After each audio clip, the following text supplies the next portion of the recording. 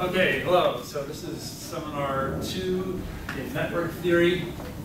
You can get all the lecture notes from this URL on top that I told you about last time. And talking about this paper, you can also get that from that link.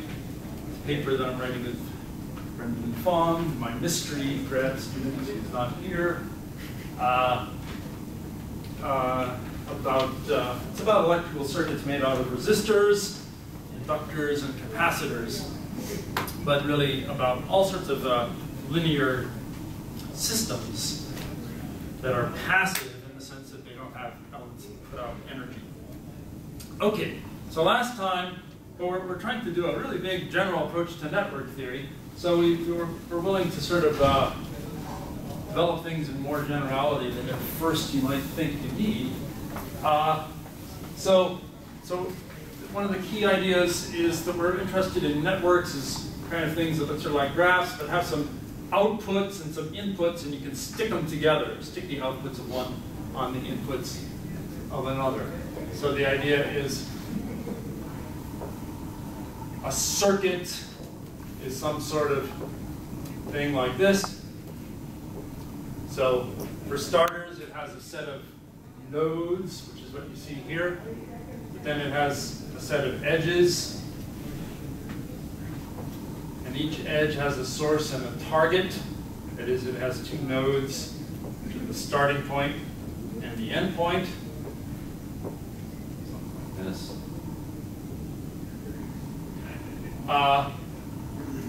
And then we're interested in labeled graphs. So we're interested in each edge having a label, which could be, for example, a number, like the resistance of a resistor, but it could just be an element of any old set here. So what we have here is some set of inputs, some set of outputs, and we can think of those sets, those dots on top and bottom, as graphs that just happen not to have any edges. Whereas this thing here is a full-fledged graph that has edges. And so these two graphs are mapped into this big graph, included in it, as subgraphs. But last time what I defined is what the concept of a map of graphs, or a map of labeled graphs. And that's all you really need to think about. This I and this O are inclusions of labeled graphs. So I, O are L labeled graphs with no edges.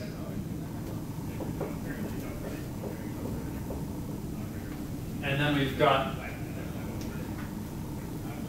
maps from them into some other L-labeled graph, gamma. So this is what we're going to talk about a lot. It's called a cospan. It's just a name for a diagram that's shaped like that. So it's an object in some category, and two other objects with morphisms going into it. So this is a cospan in the category of L-labeled graphs. And last time I explained what that category was. I explained not just what the objects were, but what the morphisms are. So, so remember the point here. We're trying to think of electrical circuits as morphisms in a category, and composing them is sticking them together. But to get to that category, we need a kind of preliminary category, which is a different category, which is this category of labeled graphs. So there, an object is just a labeled graph. A morphism is an obvious kind of map between labeled graphs, sending nodes to nodes, edges to edges, preserving everything. So we're starting with this category of L graphs, but now what we're going to do next is build up the category we really want, where a morphism is one of these things. So a morphism is one of these cospans. Special sort of cospan where these two guys have no edges. So what we're doing here is a construction where you start out with some category and then you build some fancier category from that.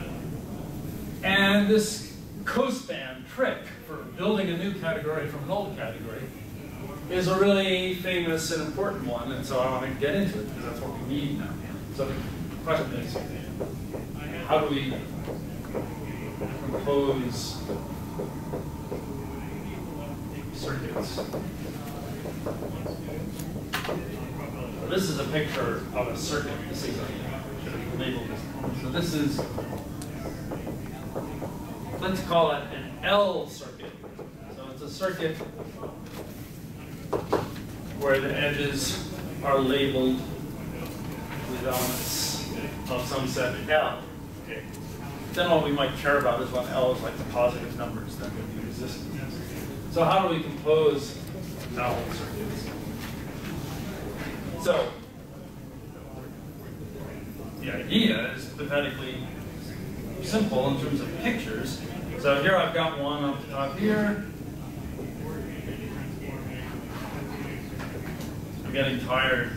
I'm not going to draw the labels all the time. Okay, there's one there, and then here's another one down here. I want to compose them, and I just did it. I just stuck them together. Okay. So we're sticking things together.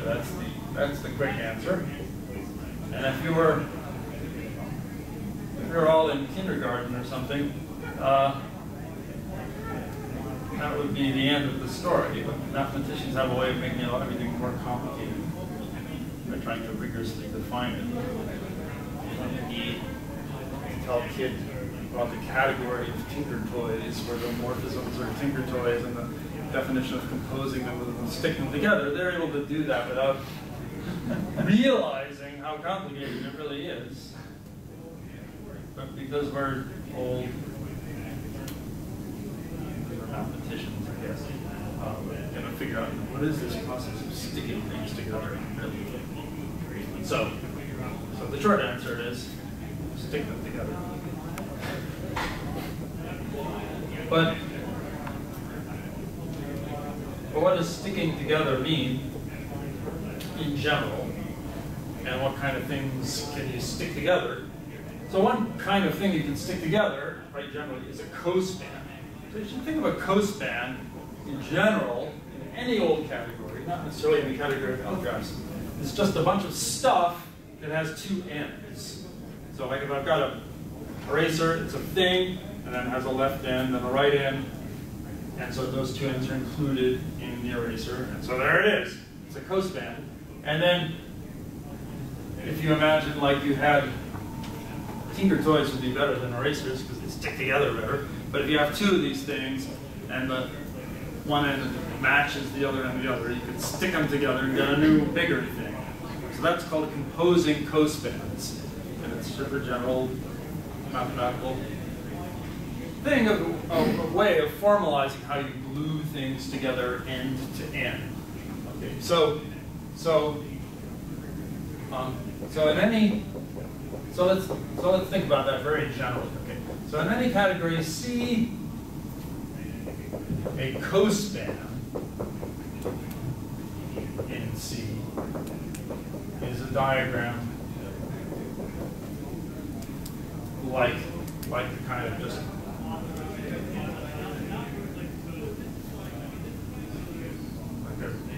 drawn. You may wonder, why is it called a cospan? Well, it's because somebody invented spans first, and a span is just the same kind of picture, but with the arrows are pointing in the other way. And category theorists and other mathematicians, they like to use the word co for turning the direction of some arrow around. So a span, this is just so you don't spend the rest of the year wondering, right? Why is it called a cospan? So a span it's not more simple and it's not more complicated. It's just the other thing like this that you can do. It's a diagram that looks like that. And it's called a span because a span is a name. Why is it called a span? Someone should be able to tell me. Someone who hasn't already heard from me. It's supposed to make perfect sense. What are you laughing at? It doesn't make sense? What's a span? Do you know what a span is? In general? Yeah, right. No, normal people. Normal. Like a normal person. You ask an average guy, what's a span? Oh, it's the subset generated by vectors. No. It's the thing that goes over the gorge. There! Yeah. That's what a span is. It's a bridge. A span is a bridge. Something that reaches from one end of the gorge to the other end of the gorge. Yeah, so that's what this is. So it's, you're trying to get from this object to this object, and so you build a kind of bridge that gets from one to the other. So it's sort of more general than a morphism. It's different than a morphism that goes from I to O, because it's bidirectional. It points in both ways. One cool thing about a span, or a span, is you can turn it around and get a span, quote, going in the other direction. Unlike an arbitrary morphism, you can turn it around and you can get another morphism. Okay, so a span is a bridge, and this is some other kind of bridge, a code bridge.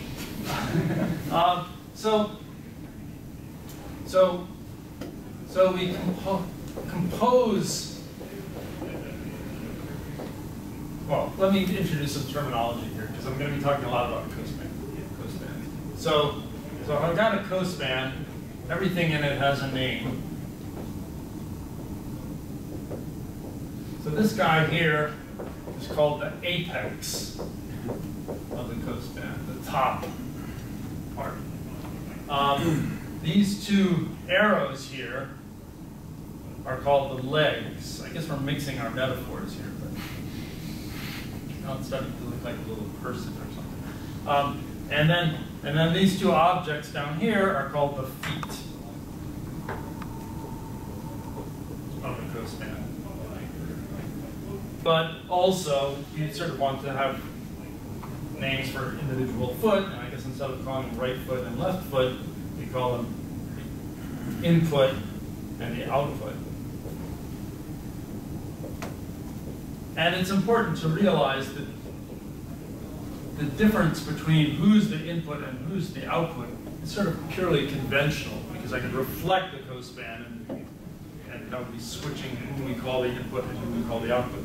So there's some kinds of situations in life, some kind of machines, where the input is really different from the output. Like if you put a quarter in a Coke machine, a Coke can pops out, but if you stuff a Coke can into the slot, a quarter will not pop out, right? So that's a very asymmetrical kind of thing. And we're so used to, in fact, dealing with these very asymmetrical situations that mathematicians, the sort of the first kind of morphism you learn about is a function from a set X to a set Y, in which the sets X and Y play completely different roles. Only later do you learn more about things like relations, where the two ends are more symmetrically, play a more symmetrical role, and spans and cospans also have that kind of symmetry. That's a really big theme, which we'll get into more later. What else? I think that's mainly the names of everything we need. So two cospans are composable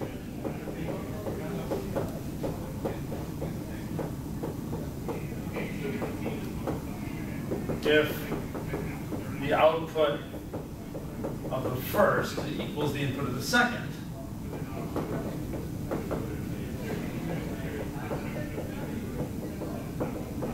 And then I'll tell you how to compose them.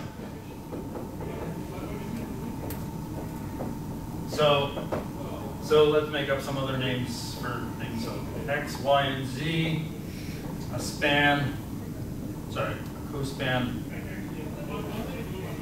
gamma, cospan gamma prime. Here's a composable pair of cospans. So we want to build a new cospan that goes all the way from X to Z. So I'm doing things in an arbitrary category, but whenever you're learning category theory and people do that to you, if you ever get at all nervous, you should pull your favorite category out of your briefcase and secretly pretend that I'm talking about that one, right? So that you feel more at home. And almost everybody's favorite category is the category of sets and functions. If you don't have a favorite yet, tend to should be a favorite for now, okay? Because you're supposed to know the most about it. For other purposes, other categories would be good examples, but here that would be a great example. So here what we've got is a set with two sets mapping to it, another set with two sets mapping to it. So you should have some picture. I mean, it could be something like this. It could be, you could say that X and Y were included in gamma. And then I said nothing about these maps being one-to-one, so don't really believe that that's true. But an example would be if they were one-to-one. And so, right, so this could be, gamma could be the set of points in this eraser, X is the set of points on one end, Z is the set of points on the other end, and then you've got this other eraser here. Sorry, Y there. You've got this other eraser here, gamma prime, and we're trying to attempt to define how to glue them together to get this big fat double eraser thing with X and Z as its ends. And so what we're doing here is well, in this case, when everything is just the way I've said, it's really easy. You just take the union of gamma and gamma prime. Okay? But in general, it might be something more sophisticated, but that's still basically the idea. So we compose them using something called a pushout.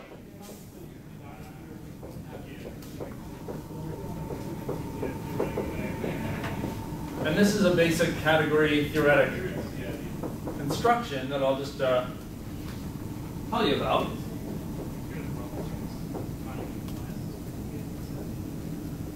When category theorists finally take over math departments, I won't need to tell you about this.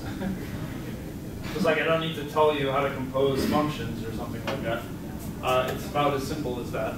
But the revolution has not occurred yet. So I still need to tell you about it. I didn't draw the names for the arrows before, but let me do it now. So I have two composable cospans. We're going to build a new object up on top here, a new apex, and also build two new morphisms for our old apices into our new apex. Apices is something you don't hear today. So I guess you can see one at a time. And so we've got now a new cospan going all the way from X to Z, where the arrows in the new cospan are these composite morphisms. Arrow and morphism are more or less synonymous in category theory. I'll have to tell you how we build this pushout, but anyway, the idea is you get this composite span.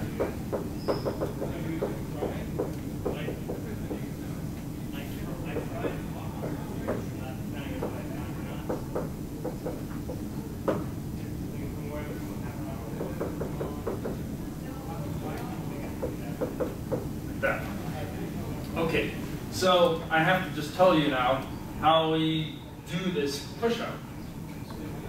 So the pushout, it's a generalization of the union of sets, as you can see from our example.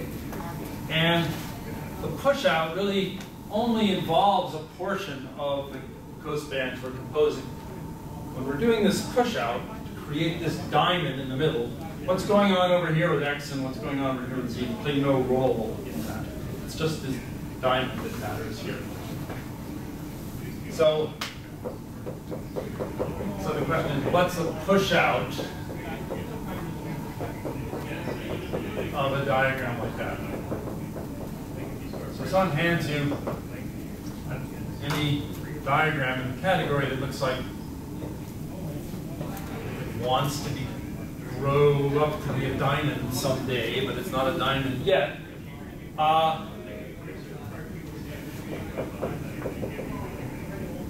And so the pushout will be a certain specific object up here and certain arrows to it here, and I have to tell you how you do that. So how many of you know what a pushout is? Just want to know, get a sense of where we are. Okay, so half of you do and half of you don't. Okay, that's fine. So pushout is an example of, very good example of a kind of construction you do in category theory. So the idea is you're looking for, you got a diagram, you're trying to make it bigger. There are lots of ways you can do that.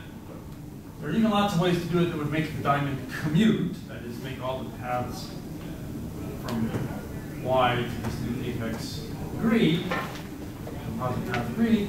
There can be lots of ways to do it, but we want to find the best way. So the issue is how you define best. Okay, so the pushout is the best, quote unquote, commutative diamond that includes the diagram that we started with. So it'll have some new object up here. I don't want to call it by its fancy name yet because we're just getting there. So it's just some object up here, let's just call it A for now, and some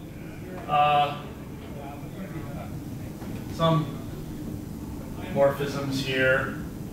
Sorry, I think I ran out of letters here around now. Let's just say F and G. So it's the best commutative diamond. I hope you know what it means by saying commutative. It's a discomposite equals nothing. Okay. So what does it mean, best?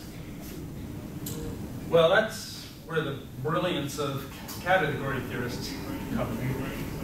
So the idea is, if you want to show that something's the best, you have to compare it to any other thing and show that it wins in some manner.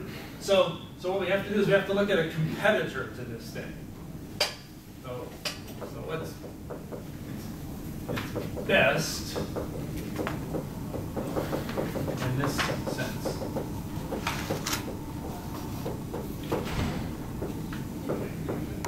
So given any competitor, I think in fact I'll make that be an official definition. Given any competitor, so a competitor means just another thing like this, another object on top. I'll call it Q. I'm really running out of good letters here. Okay.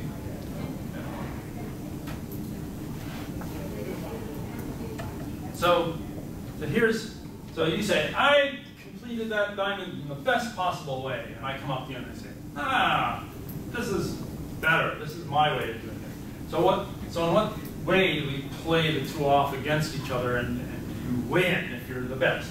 So the idea is we draw mine and yours together. So we've got, we get a big mess down here. So we get your way of filling things in, and then my way of filling things in. Okay. So each of those diamonds commutes. So how does yours beat mine? In what sense? Well, there are two. All we get to do is draw arrows, right? Because this is like category theory. So either you're going to draw an arrow from yours to mine or from mine to yours. And if you've taught this like a million times, you remember which way it goes. And so it goes this way. And what we say is that there exists a unique morphism from the true guy to the competitor, making this whole thing commute. Given a competitor, there exists a unique morphism here such that the whole diagram commutes.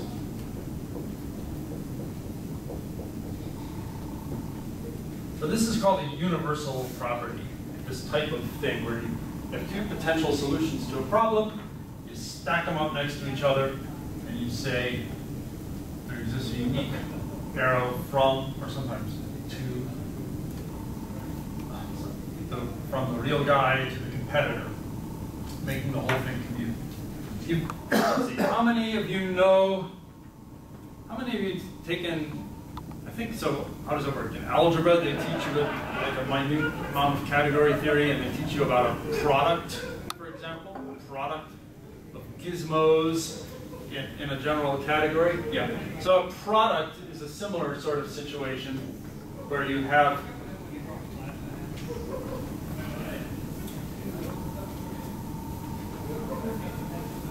right? So compare a product.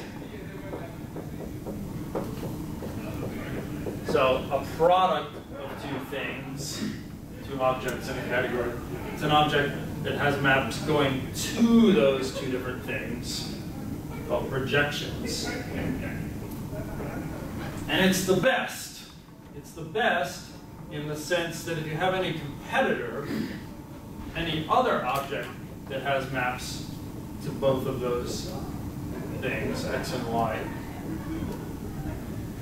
then in this case, the way it works is that there exists a unique map from the competitor to the real guy. So this is just a beautiful way to say that if I have a function into x and a function into y, now I'm in the category of sets. In the category of sets, it's a way to say if I have a function into x and a function into y, it's the same as having a function into the product, x times y. That is, when I say it's the same, I mean that I can get a unique one output. But conversely, of course, if I have a function into x and y, I compose it with these projections and get functions into x and y, so I can go back. So that's why I say the same. Okay. Notice here things are turned around. Here, the arrow is going from the competitor to the true dude. Okay. Whereas here it's the other way around. So that has to do with all this stuff I was talking about. Like, so if we were composing spans instead of cospans, all sorts of arrows would get turned around. And instead of using a pushout, we use some other thing, well, just like it, but all the arrows are turned around. And then you have this going the other way. So category theory makes math so simple that the only possible mistake you can make is draw the arrow going in the other direction. So that, of course, means that that's what you do all the time. You just like constantly screw up getting the arrows going in the wrong direction. But why? Okay, so that's another universal property here. But why did this thing I described push out?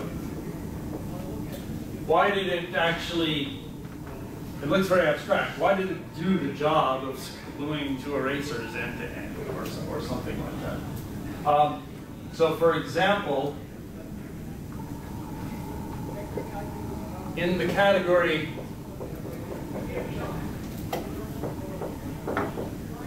where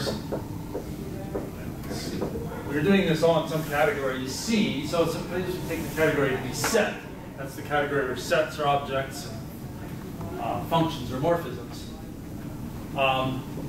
What's the push out there?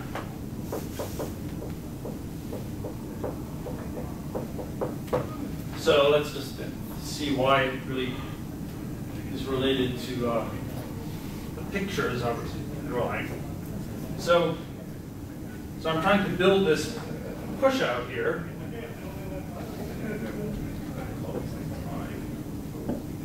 Probably this is wrong. This isn't wrong. That was this is like a little portion of that thing where I was composing two cospans. The first one had it should be gosh, it's even worse. You guys got it. Oh god, terrible. Okay. Of course, when you're dealing with the abstract business of pushouts, it doesn't matter what they're called, of course, but this is supposed to be, this picture here is like left over from drawing two cospans next to each other. This is the output of the first cospan, this is the input of the second cospan. So I should try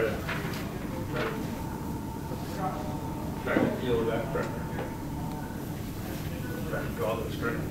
Okay, so what's the push out of this thing? So, sorry, yeah, well, I guess I'm looping around here. Okay, I was wondering what I was doing. That's right, if you do your lectures really well, you can like reuse the same picture over and over again. So loop around, kind of like one off, so like a little bit. So the idea is, someone hands you this situation, a set with functions of 2 sets. You're trying to dream up a set up here that gives you a commutative square, okay? So you need to have some set up here, and maps from gamma and gamma prime into it. So the first thing you should try to use, if you've never thought about this before, is you should try to use the disjoint union of gamma and gamma prime. So gamma plus gamma prime is the disjoint union of the 2 sets. So it's not the union, it's the set where you make all the elements of gamma prime be green and all the elements of gamma be red, and then take their union, and you don't mix up the red dots with the green dots. If you don't like that definition, because you didn't know that mathematical entities came in different colors, you can do something like this. We take gamma, we take its product with the one element set consisting of the element 1, and take gamma prime, take it product with the disjoint element, its product with the one element set 0. So now these guys are ordered pairs where everybody has a second element in the pair being 1, and this is 0. So the 1s and 0s are like the red and the green. Okay, that's just a stupid trick, okay, for making them be disjoint.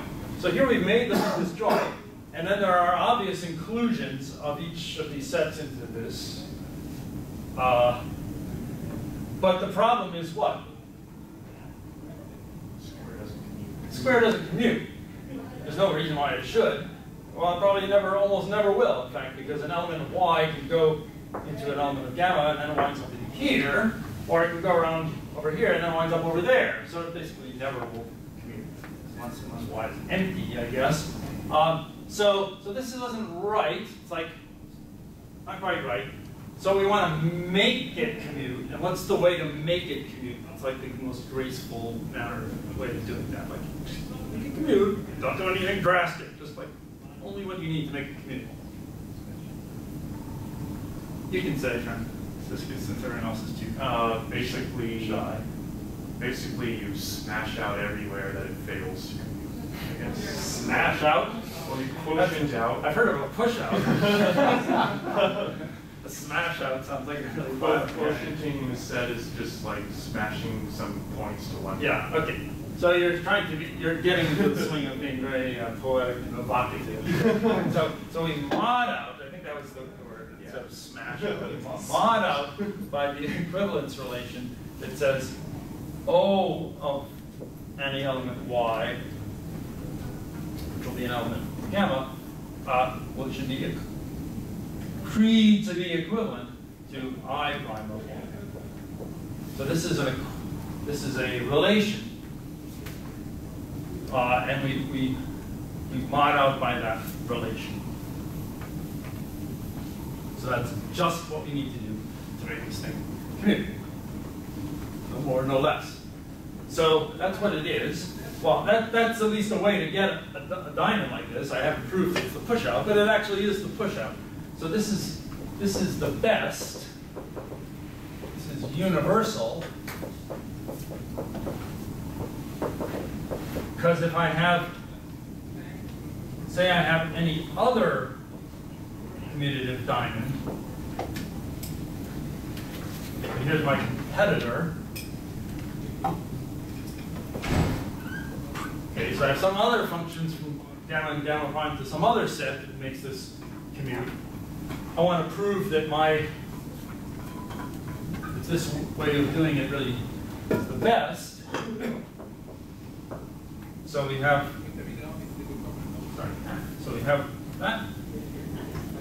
that way.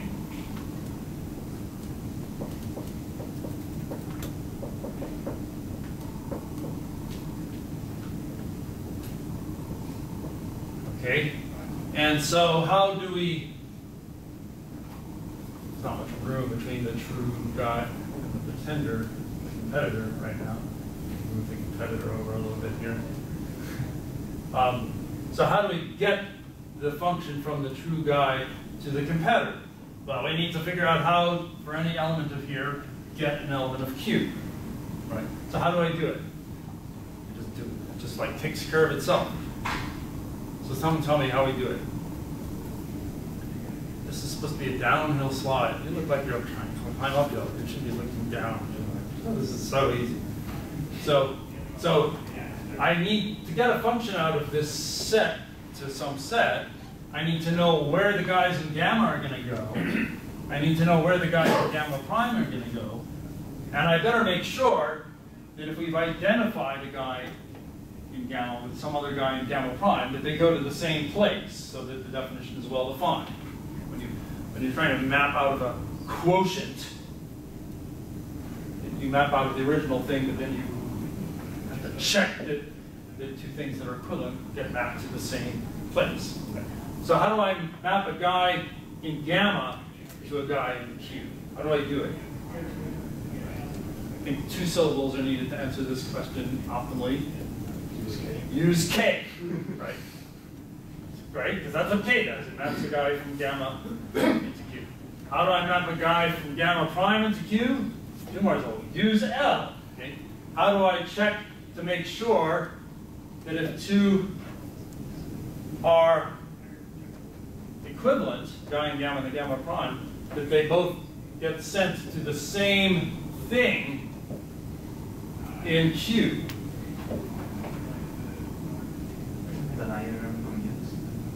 The diagram commutes. I guess the competitor diamond commutes. The commutativity of this diagram here says that if somebody in Y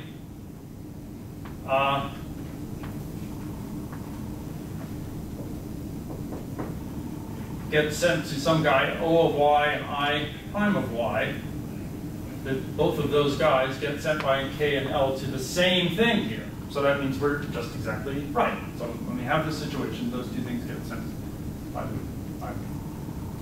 K and by L to the same thing.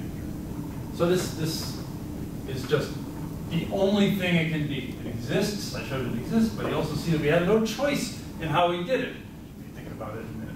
To make this whole diagram commute, we have to use K for this. What this arrow on top does to guys in gamma, because we need this little triangle on top here to commute.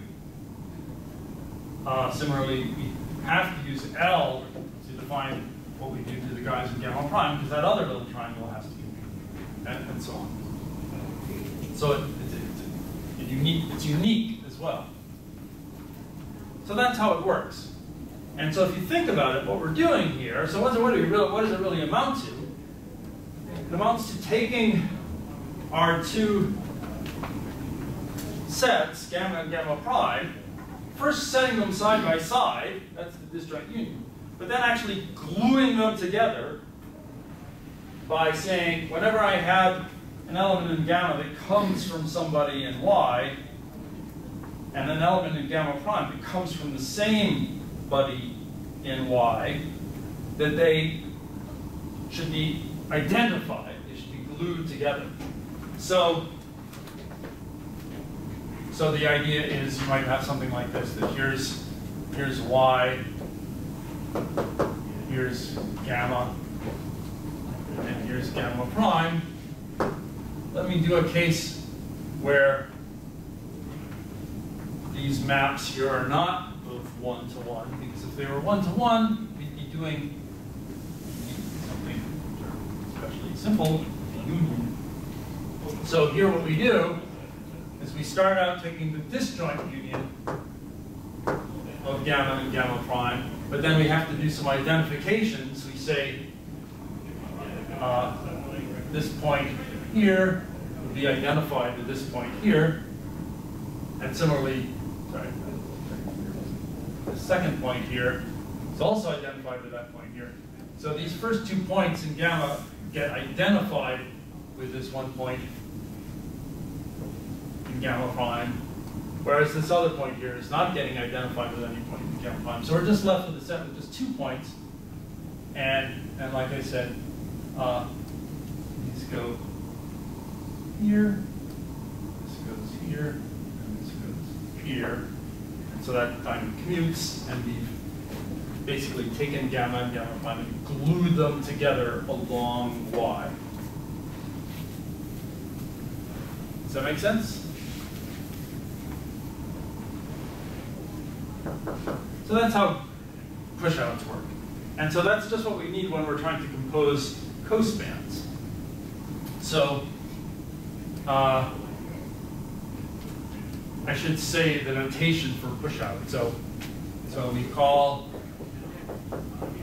pushout.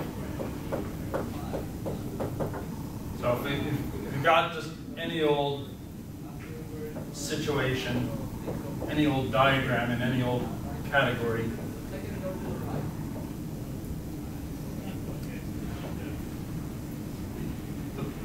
the apex of the pushout, sometimes we write it x plus y over a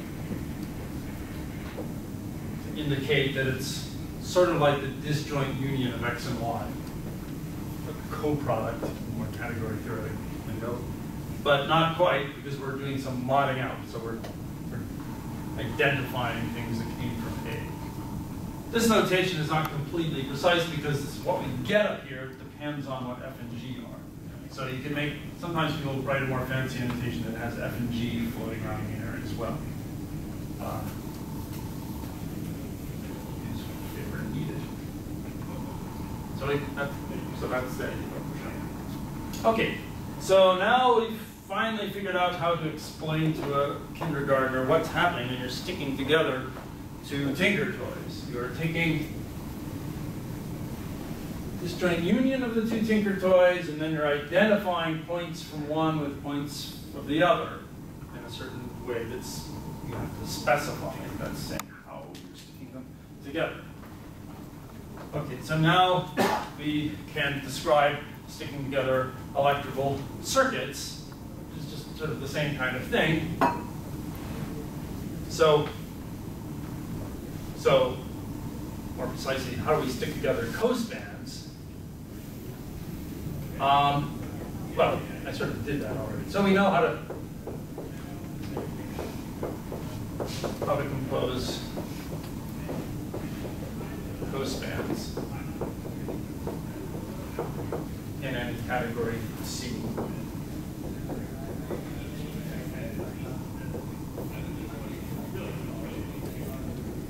Got this first one. Got the second one. They're composable in the sense that the output of one is the input of the next. And so we do this push out in the middle here.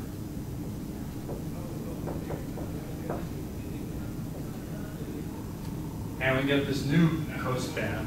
I will give names to these arrows up here. And here I was too lazy to give them names. But so our new cospan goes all the way from X to Z. So its legs are these composites of these two arrows on either side. And so if you think of, sorry? There, yeah, okay. Yeah. Right. So what we're doing is just this kind of thing, this push out in the middle of the picture. And these are just sort of, I and O prime are just sort of going along to the right. Okay, so I told you how you do cospans in the category of sets. That's not the example we really need for gluing together electrical circuits, or L circuits, because there we're doing a push out of labeled graphs. So it's a different category. The category of labeled graphs is different, but it's a whole lot like the category of sets, because a graph is just a set of nodes and a set of edges, some other stuff. And so what we really just do is we do the push out for the nodes, and we separately do the push out for the edges, and that gives you the push out for labeled graphs. So I don't want to do that in detail right now, so I'm going to sort of leave it as a puzzle for everyone. So given, so what is the push-out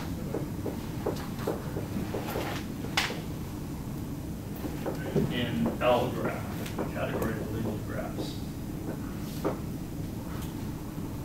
It's good practice for working out what a push-out in some category or other is. They very often have the same flavor as push-outs of sets. Sometimes actually they don't have the same flavor, but sometimes they do. But you definitely can work them out in any category you want, and the way you always work them out is the same way that we guessed this answer here. So first you sort of take a kind of disjoint union, or technically called a co-product of the two guys, gamma and gamma prime, and then you mod out by whatever you need to mod out to make that diamond commute. So that's how it works. So it's a lot like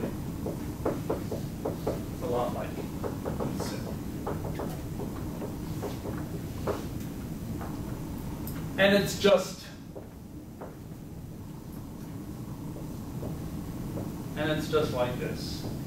So here is an example.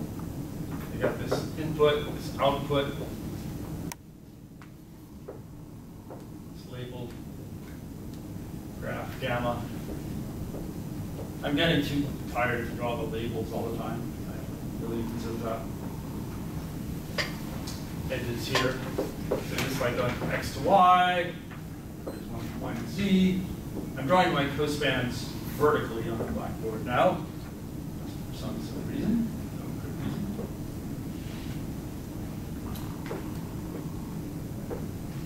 reason. And so I've stuck them together, and I get this big circuit. By sticking together two little circuits, and that's what so in terms of pictures, it's just that. Okay, so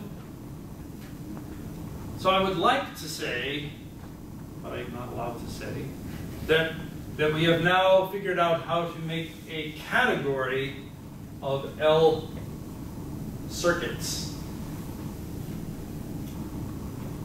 So remember, an L circuit is a cospan in L graph. I'm actually drawing perhaps a slightly wrong picture here. I'm not drawing an arbitrary pushout here. Here I'm composing some cospans. So here's an L circuit.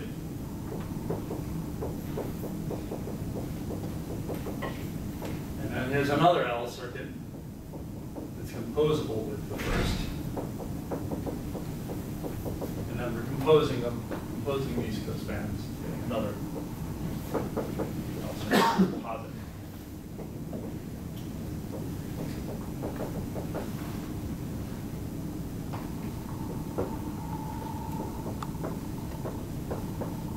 So composing them is just composing cospans. But, so we'd like to say, okay, great, now we've got a category where the morphisms are these L circuits, and this is how we compose them. But there's a little glitch, actually a huge glitch, that makes it not quite work out like that. So here's what actually you get. So there's a category, which I'll call L circ,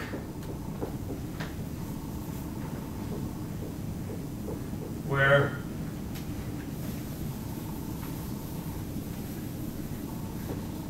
so the objects will be bunches of dots, finite sets of dots.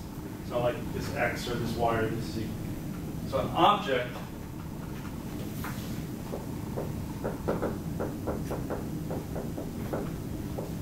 finite set. But remember, we're thinking of a finite set, like this finite set X, as being an L graph of a certain boring sort, one that has no edges. So our objects are finite sets viewed as L graphs with no edges. And then the morphisms, they're going to be our L circuits. So a morphism from I O is an L circuit.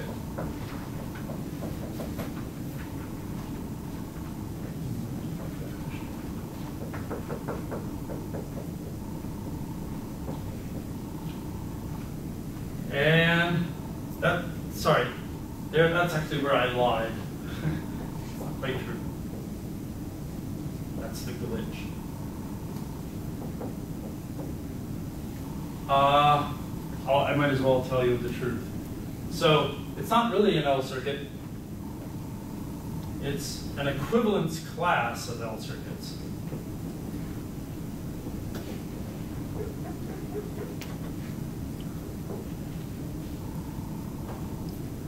You'd like it to just be an L circuit, because that's what I've been talking about, and because that's what I just told you how to compose.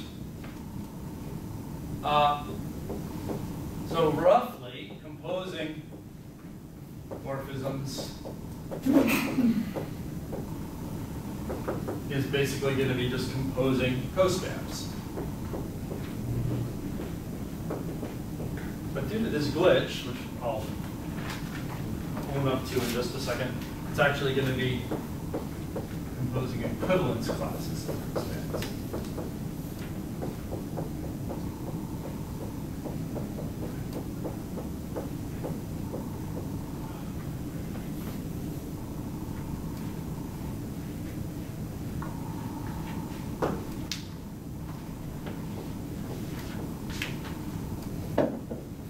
What's the glitch? How could there be a glitch in mathematics? There's never a glitch in mathematics. It's only a glitch in us when we're trying to understand mathematics. That's a lesson one slowly, painfully learns in mathematics. Sometimes when you're doing something, you're tempted to say, oh, unfortunately, this proof didn't work. Actually, it's really fortunate that the proof didn't work, because if it worked and it was wrong, it would mean mathematics is contradictory or screwed up. Mathematics can never be bad. At least that's the faith of the mathematician. So you think it's bad when you have some stupid idea that you loved, and you get sad when it turns out to not be true. But a really important thing I've slowly learned is that you should just never let yourself be disappointed that way. I mean, if you can be disappointed, but blame it on yourself, okay? don't say this, like, math is screwed up because my theorem isn't true. So this similarly is not at all really a glitch. I'm just sort of kidding. It's actually what you call a deep fact. So the point is, when you compose morphisms in a category, there's the composite of two morphisms. I have one morphism and another one. There's a single morphism that's the composite of those two.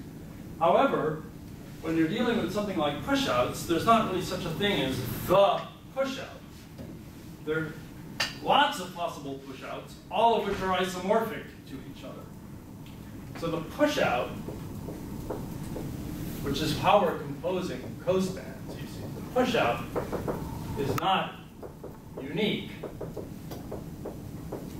So if I have some situation where I'm trying to do a pushout, so I could do the pushout, I could find an object and find some morphisms to it that make this diamond commute, and you could do your pushout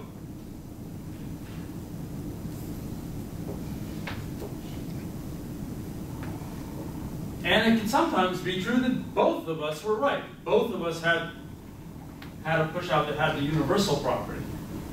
So because I'm right, it means I'm better than you. So it means I can find a unique morphism going here that makes everything commute, right? But because you're right too, it means you're also better than me. So there's a unique morphism going here as well that makes everything commute. Better than should be interpreted as something like better than or equal to, or actually really in this case, better than or isomorphic to. Because with a little extra work, which I won't do now, you can show that these, in this situation, these two arrows have to be inverses of each other. Think about it. Just use the definition of universal property, you can show that these are inverses. So if x and y are both pushouts, they don't need to be equal. So the pushout is not unique in that naive sense.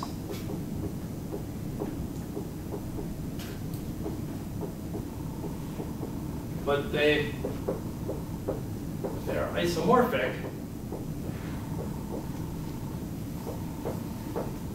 And even better, they're what you call canonically isomorphic. That is, nature hands you on a silver platter a specific isomorphism, this unique one that makes this stuff commute. So people, it's hard to define this term canonically, but people like to use it before they know how to define it. Just it's canonical. But it really means if the church hands it to you, like the wafer that you're going to take for Mass, it's the canonical wafer. You don't get to like pick another one. Say, I don't like that flavor. You say, right? Come on, Buster. This is the one. Okay, so that's just like this isomorphism. You know, they're going to say, like, whoops, I didn't want that one. No, that's the one. So you say they're canonically isomorphic. Because the arrows, unique arrows from x to y and y, x, making the whole diagram commute, turn out to be inverse to each other.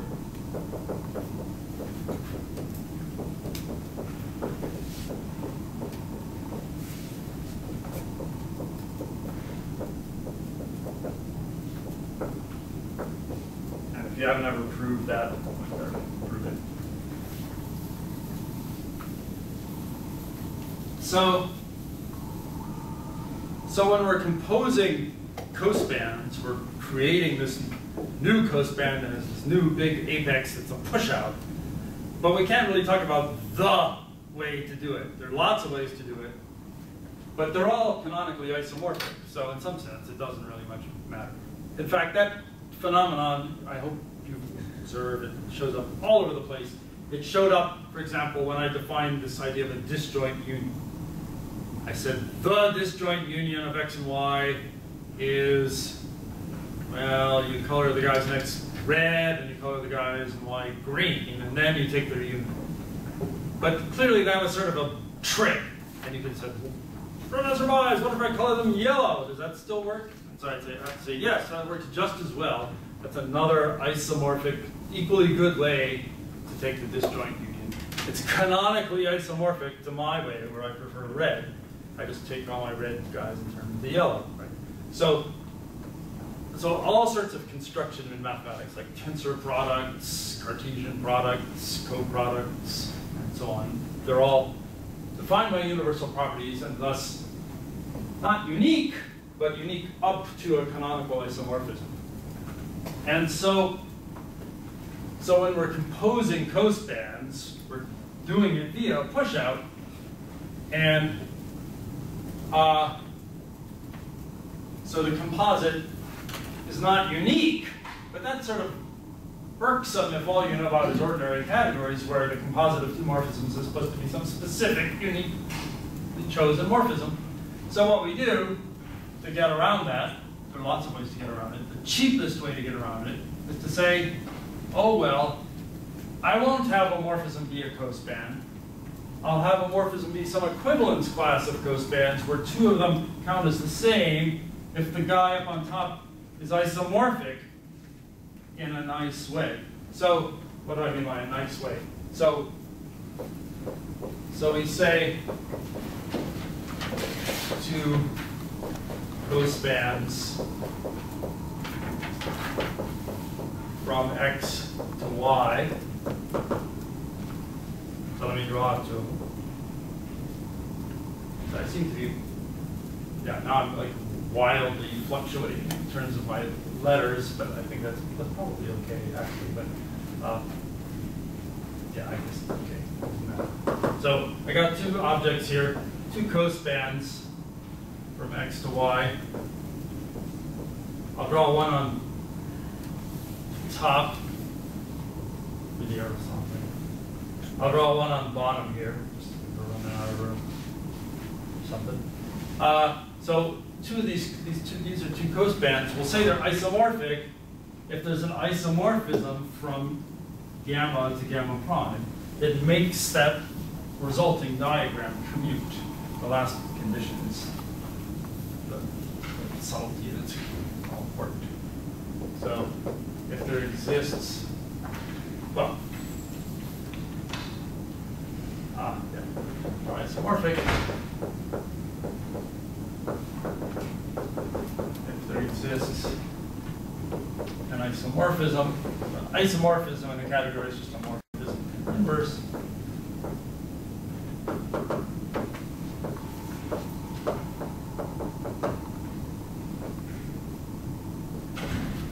One an isomorphism between gamma and gamma prime that makes this resulting picture here commute. So the isomorphism has to not just be like any old screwy isomorphism, but it has to be compatible with the ways that x and y are getting included in gamma and gamma prime. Include into gamma and then zip over to gamma prime, and that's the same as including gamma prime. So this will be our equivalence relation on cospans that we'll use. So a morphism, this provides our equivalence relation on cospans.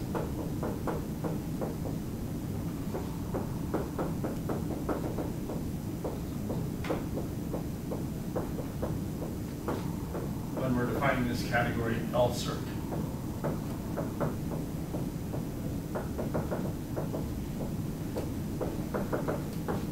So to be perfectly honest, a morphism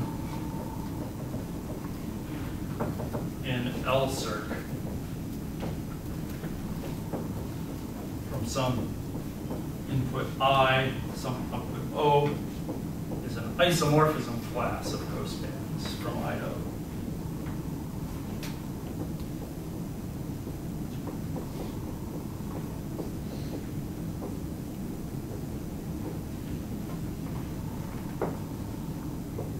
So in other words, we don't really care about the names of the points, and the nodes and the edges in gamma.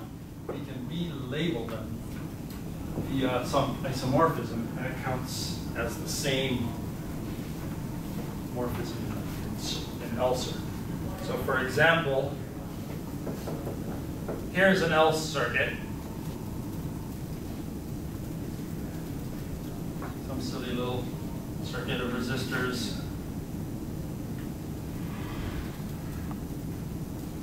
Where, let's be a little more careful than usual. So we'll name these points here, X, Y, and Z.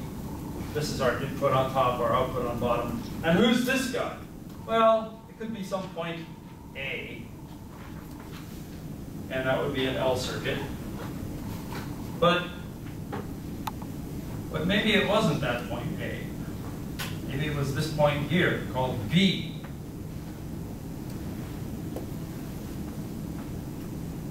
So this is a different L circuit. Well, sorry, this is a different cospan.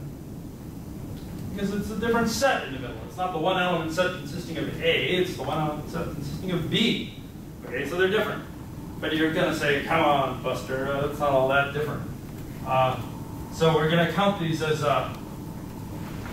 isomorphic. These are, and they are isomorphic cospans.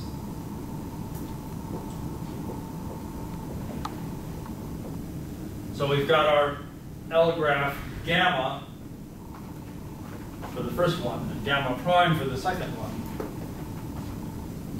The most main visible difference is that the one node in the middle here is different, but there's a one-to-one correspondence between the nodes and also the edges here and here. The edges could also have different names. I didn't even bother to name what the edges were. They could have different names here and here, but we don't care about that. It's isomorphic. But it's sort of amazing that all this fancy stuff is required to describe basically the process of like, well, this is a much better example than erasers. The example of erasers is stupid because you never want to stick together two erasers to begin with, right? But you do often want to do this in a math class. Take this cospan here and this cospan here and take their push out, and so we get this new cospan going from here all the way to here. Okay, so it's sort of surprising that when you try to describe that kind of thing mathematically, that you get into all this rather fancy baloney. And here, this sort of subtlety is that for some reason or other, when we try to formalize this mathematically, I don't know exactly which magic marker I got at the end. I might have gotten an isomorphic magic marker to the one that you got and you stuck the cap on. Maybe because like I've named the points in space differently than you did, which are defining the set, which is the magic marker, which seems like a very strange thing to worry about when you're dealing with physical objects. Normally we don't worry too much about whether physical objects are known up to equality or just isomorphism. Right? But like if I snuck into your wardrobe, stole all your clothes, and replaced them with exactly identical clothes, you'd never notice, and you would be perfectly happy, unless you did that, right? Math teachers doing weird stuff. but assuming, if you don't know that your friends have all been replaced by isomorphic friends, you're just as happy as you were before, and in some sense, in fact, that's always true, of course, because the atoms in your body are always changing as you're eating and excreting, and so in 7 years you'll be like have no atoms that you used to have, but the abstract patterns of you are somewhat the same. So I still call you by the same name and so on, and don't worry if you're just have been replaced by an isomorphic imposter. So anyway, when you start trying to formalize things carefully, you run into these type of issues. Okay, so that's just a general methodology for sticking together circuits of any kind. L, here the set of labels could be anything. But now coming back down to earth somewhat, we're interested in the case when L is the set of positive real numbers, so there will be resistances of resistors. And so now what are we trying to do with all this stuff? So I mentioned at the end last time, but now let me sort of remind you. So for circuits of resistors, we take L to be positive real numbers, and then I'll call L circ. I don't want to call it 0, infinity circ. It sounds too technical. So it's like circuits made of resistors. So I think Brendan calls it res circ. So this is the category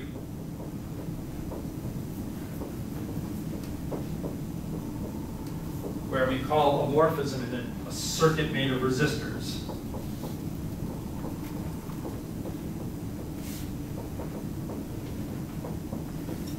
That's such a long term that I might start calling it a circuit for a while. But later on, we're going to look at electrical circuits made of other more fancy stuff. So at least when we're on our best behavior, we'll call it a circuit made of resistors. So we've got this category, the morphisms in it look like these pictures here. And then what are we going to do with it? So this is just supposed to be a simple example of using categories to study machines that have inputs and outputs. Using composition of morphisms to glue together machines. And so one of the main things you want to know about machines is what do they do? What is their behavior? And so that's what we'll illustrate here. So we'll make up a category. I guess I will call it, for now, linrel, that where a morphism in this category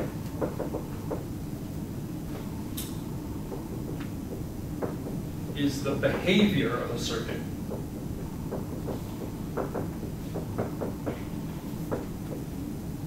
Behavior of such a circuit.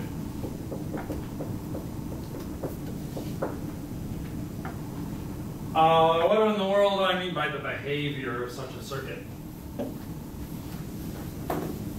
Well, very, very briefly, I'll tell you. In fact, I already did tell you. But again, so a circuit, some labeled graph, but what we do with circuits is we, of course, run electric current through them. And the way we describe that is that for any vertex that's in the input or the output, we will be very interested in the what's called the electric potential there. Sometimes it's called the voltage there, but it's better to say the word voltage for the difference in electric potentials at 2 points. It's called electrostatic potentials at 2 points. So at one point we could have a voltage, we could have a potential, and we can also talk about the flow of current in or out of that point.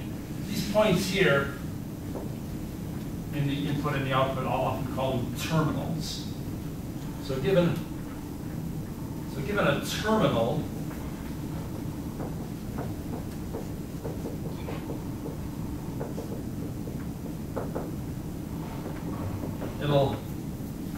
we can have a potential, let's call this terminal X here, so we can have a potential phi of X and a current I of X. There are lots of different potentials that it could have. It's not like it has one. They're real numbers, but there are lots of possibilities. So you, the user of the circuit, can, to some extent, choose what potentials you've picked here, and also, to some extent, choose what currents you pick here. But you can't pick anything. Very typically, if you pick all the potentials to be what you want, that will determine the currents, for example. So there are certain relations that have to hold between the potentials and the currents. So the circuit only allows you to choose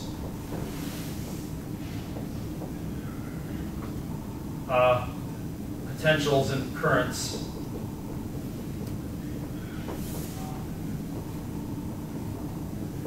that lie in some subset of the possibilities, more precisely lying in a linear subspace,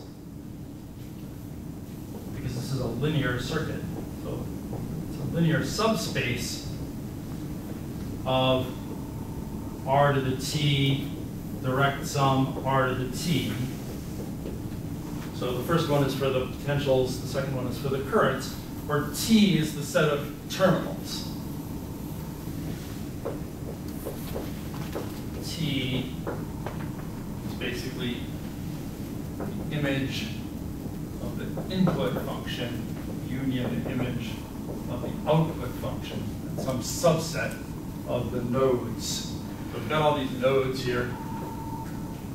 I didn't draw them all as blank dots. some subset of them are the terminals. R to the T will be the T tuples of numbers, which would be potentials. This other R to the T would be currents. Well, we only get some subspace. And that's the behavior of the circuit. So the behavior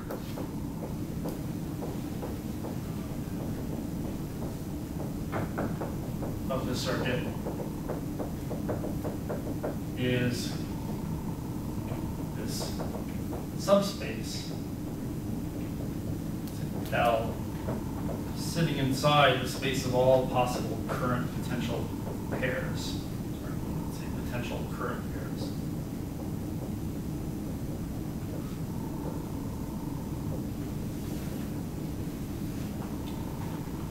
So the idea is if someone hands you a circuit and it's in a black box and you can't see what's going on in the wires inside, you can still do a lot of experiments to see what kind of potentials and currents you're able to get at the terminals.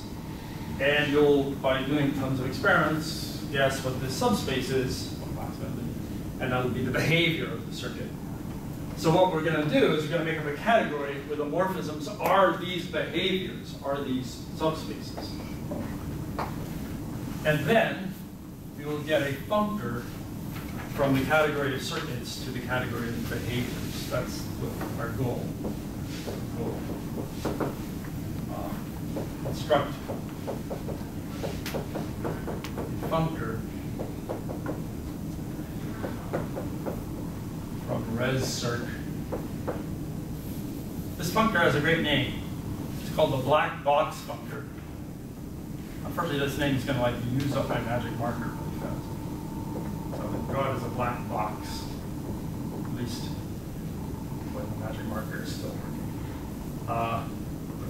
So there's this other category, what do they call it? Lid-rel. I haven't said enough about it, but I've said that this is an example of a morphism in Lid-rel. Assigning each circuit its behavior.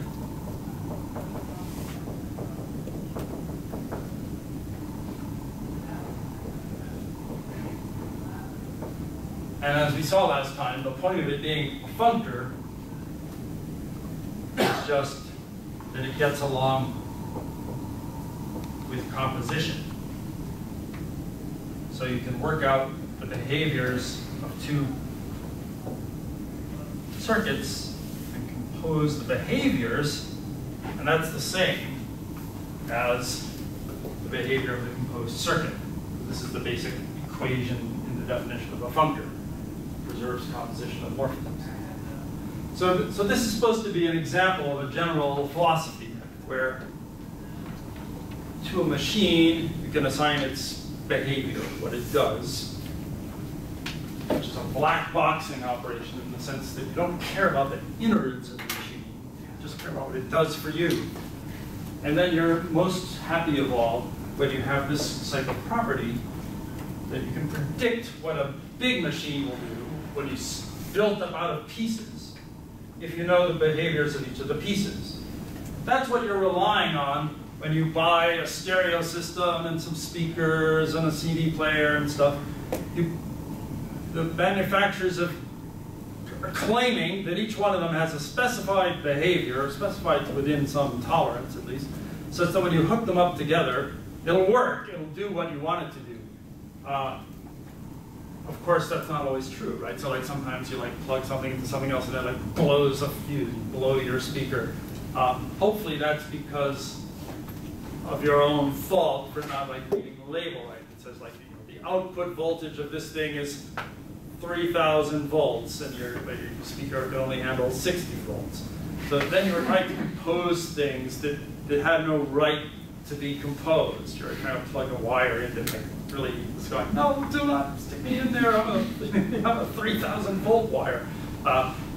So of course, part of what you do in mathematics is you set up your theory of functions so that you can only compose functions that are allowed to be composed. But again, you get amateurs who don't know what they're doing. You do something like, try to think of the square root as a function from the reals to the reals, and then try to take the square root of -3. So, it doesn't work, it blows up. Or it means you either have to like change the domain of your function or change the codomain and invent complex numbers. So we, in mathematics, we